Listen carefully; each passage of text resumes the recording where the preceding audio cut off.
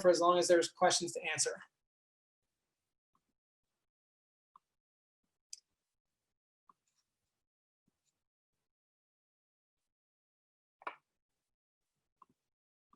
Who's got something? I guess I don't have something now, but would you be willing to chat per se later? Because I know as Accelerator is wrapping up, our COO really wants to work on OKRs. So I'd love to maybe schedule a little bit of time with you in the future because I have to jump in 10 minutes. No worries. I'm putting my email in the chat. But yes, love to. Thank you. I'll reach out. Great. Just real quick, I guess. Oh, sorry. Who was that? Do you go ahead? All right. You go ahead. Real quick. How often were you doing this in these NPS check-ins? How often were you reaching out to your customers and saying, hey, how are you guys feeling? What's going on? Yeah, it's a really good question.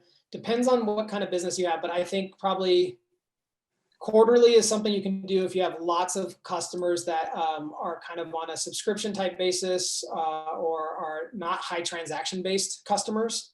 You know, quarterly would be good. If you have a high transaction based customers, let's say, I don't think any of you are in the consumer space necessarily. Well, I guess Trough is. You have a lot of metrics you can use there. But if you're in a high transaction space, you should be able to append NPS to almost every interaction, and you won't get 100% response rate constantly on that, but you'll get enough response rate that it will be valuable. So for example, anytime you guys have bought a product on the internet, let's call it a t-shirt or a hat or whatever, a lot of times what you see now is you get your customer satisfaction rating that comes through in an email right away. It's triggered, right? So you are constantly filling those out for companies that are asking you for your happiness. So you can kind of use that as a guide as well. But I'd say, quarterly, you kind of have to check in with your customers and have them rate you. If you're a high transaction business, use the opportunity of all those transactions to constantly be getting feedback. Because you don't want to annoy people and constantly be like sitting down with your customers, but there is an amount of critical constant feedback you need to keep your product development on track. And Jose, I think you were next. Yeah, I think what you started with was something we all suffer from. This which is the priority today. Yep. And we're trying to bring on systems now like HubSpot and these other things so we can get some traction and track it and start capturing information, automate. Obviously, there's a couple of us who want to get that done. Any pearls of wisdom there on, try to triage some of these tasks because everything seems important always. It's tough. I know. Totally. And I think there's a lot of wisdom in this room, and your mentors probably also advise. A lot of you guys probably have experience, so rely on each other. But my answer is you already know the answer. You just have to be honest about it. So my question to you is, Jose, in the next, let's call it 6 months, what's the one thing that if you don't succeed at is going to kill you guys? Oh, okay. So that's a good way of looking at it. Yeah. What would So do you have an answer? I see. Yeah, we need to be on with our strategic partner and deploy. That's the number one thing we got to do. Okay. Which is what I've been focused on. Right. Yeah, getting that on. So then if you put that on your whiteboard and that's the thing, then everything runs through that filter for this time period. So you say, okay, we need to automate stuff. Well, do you really need to automate stuff right now, or can you get by? Do you really need to, is automating and setting up your CRM and all your systems, is that going to help you achieve that one goal? And if it isn't like a perfect bullseye, like hell yeah, that's going to achieve our goal, then I'd say it's not a priority. Okay. It's hard. That's a good way of looking at it. Yeah. That works. Thank you. Thanks. What else? Anybody have anything else? I have a question regarding just tracking the quantitative piece a little bit more. So right now, when we're not, obviously hardware is different, and like you have to go through all these conversations about like customization or like what we have today, what we can deliver today, et cetera. Any suggestions about how we could quantify some of those conversations rather than like analytics and CAC, et cetera? Yeah.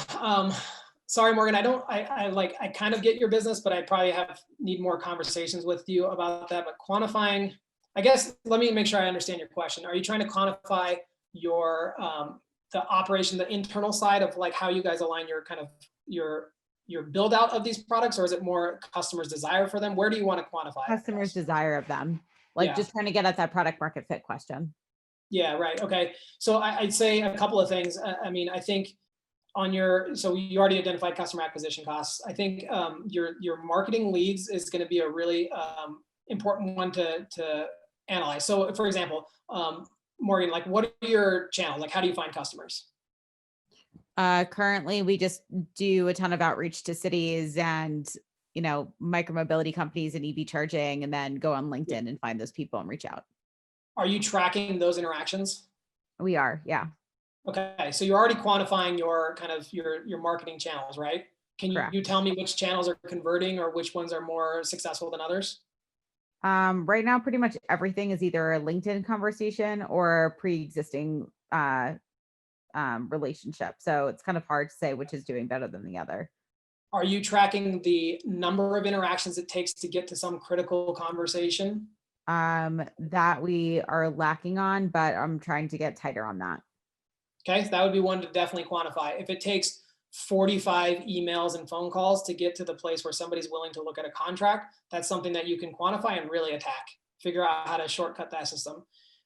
Is there a size of initial contract or order that you guys quantify? No, we don't. Okay, so is there a way that you're kind of measuring projected lifetime value? Like what the amount of value and money you think you can extract from that customer is? Have you started projecting that out? We haven't, and I've asked for it. I'd love to have a follow-up conversation with you because this is You what bet. I've been trying to get at for a little while now. You bet. Yeah. So those are some of the things I would think. It sounds like you got a lot of the measurements in place, but there are some other kind of killer ones that you really have to focus on to make sure that, you know, you could be, part of the trap is you could be really successful at getting initial conversations with lots and lots of customers. So you have a really wide funnel. But then at the end of the day, if you really look at all the different steps, your funnel is really tiny and you're spending a massive amount of time and resources at the top of the funnel. And you're getting a 1% conversion rate, whereas there's maybe some ways to use some of this analysis to actually cut out the shit that doesn't work and really focus in on the few tactics that take that 1% conversion rate to like a 5% conversion rate. And then you've gotten rid of the excess. So that's a way to kind of think about it. Thank you. I know some people have had to jump, but I'm happy to keep talking if anybody has anything else.